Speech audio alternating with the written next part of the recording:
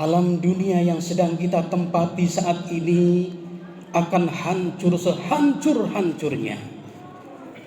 Bumi gempa, gunung-gunung meletus, air laut tumpah ke darat, halilintar menyambar, planet-planet saling bertabrakan, angin topan bertiup dengan kencang, langit pun akan terbelah menjadi dua. Itu kiamat namanya. Di dalam bahasa Al-Quran, Allah Subhanahu wa Ta'ala jelaskan, Al-Qari'ah, hari kiamat. Mal-Qari'ah, apakah hari kiamat itu? Wa ma adraka mal-Qari'ah. Dan tahukah kamu bagaimanakah keadaan di hari kiamat itu?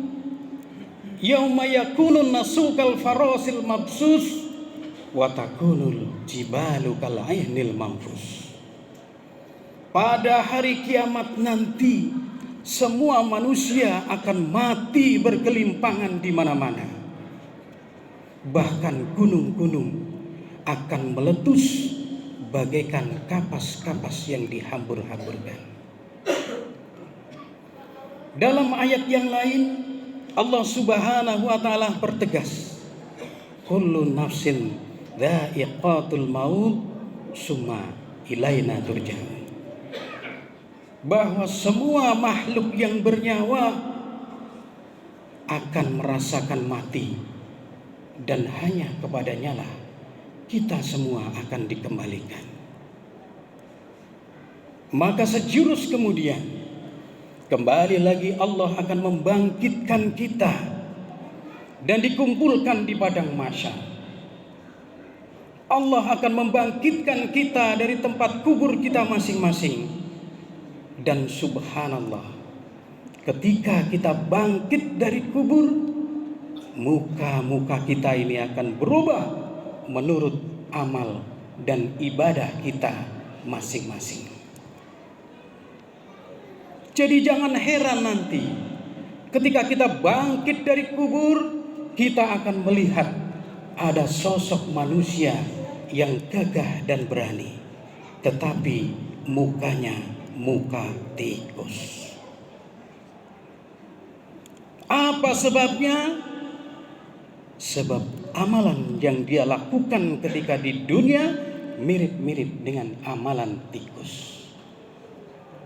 Tikus itu suka menggeragoti barang-barang yang sudah disimpan secara rapi.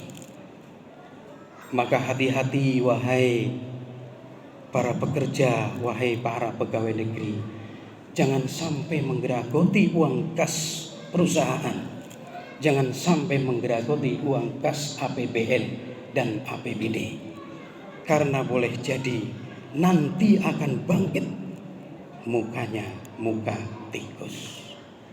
Ada lagi yang kedua, ada manusia yang dibangkitkan dari kubur dengan gagah dan berani, tetapi mukanya muka harimau. Sebab amalan yang dia lakukan ketika di dunia mirip-mirip dengan amalan harimau.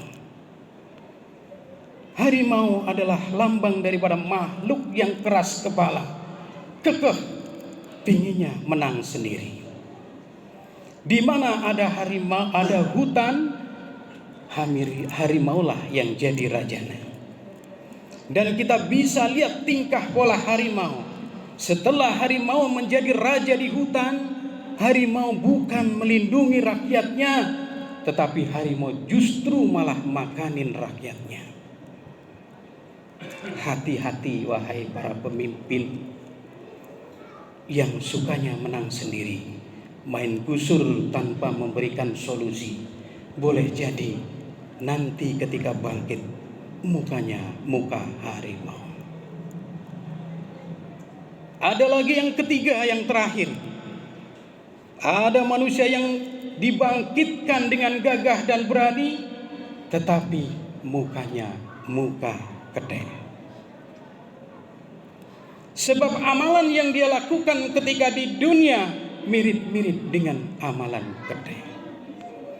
Kedai itu lambang daripada makhluk yang rakus bin tamak alias serakah. Coba kita lihat tingkah pola kedai. Kedai dikasih pisang, diambil, dipegang pakai kakinya. Dikasih lagi, diambil, taruh di mulutnya. Teman sebelahnya dikasih, masih dirampas juga kedai. Kalau mental-mental kedai masih bergentayangan di sekitar kita, maka pemerataan dan kesejahteraan hanya akan menjadi isapan jempol semata. Ma'asyiral muslimin, hadirin sidang Jumat rahimakumullah. Pada saat itu di padang mahsyar nanti, setiap kita akan sibuk dengan urusan kita masing-masing. Boleh jadi seorang ayah tidak lagi mengenal anaknya, saudara tidak lagi mengenal saudaranya, karena setiap diri akan sibuk dengan urusannya masing-masing, dan setiap diri akan mempertanggungjawabkan amal dan ibadahnya masing-masing. Pada saat yang genting seperti itulah baginda Rasulullah Shallallahu Alaihi Wasallam memberikan pencerahan. Sab'atun yudiluhumullahu yaumala dilla ila dillu. Ada 7 kelompok manusia yang akan mendapatkan naungan langsung dari Allah Subhanahu wa taala ketika berada di padang mahsyar. Orang lain sibuk, dia tenang-tenang saja. Orang lain resah dan gelisah, dia anteng-anteng.